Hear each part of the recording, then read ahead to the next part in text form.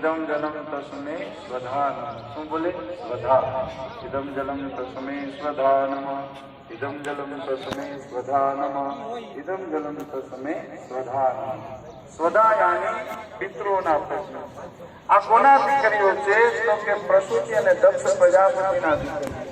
16 દીકરીઓ. 13 દીકરીઓ ધર્મને પરણાવી, એક દીકરી અગ્નિને પરણાવી, એક દીકરી પિતૃઓને પરણાવી અને એક દીકરી જેનું નામ સતી છે. સતી નામની દીકરી કોને પરણાવી? તો કે ભગવાન શિવ સાથે પરણાવી. કોને સાથે પરણાવી? ભગવાન શિવ. ધર્મની 13 પત્નીઓ છે. એ 13 પત્નીઓના નામ કીધા: સત્તા, મૈત્રી, દયા, શાંતિ, તુષ્ટિ, પુષ્ટિ, ક્રિયા, ઉન્નતિ, બુદ્ધિ, મેધા, દીક્ષા, લજ્જા અને મૂર્તિ. આ 13 દીકરીઓ ધર્મની પત્ની.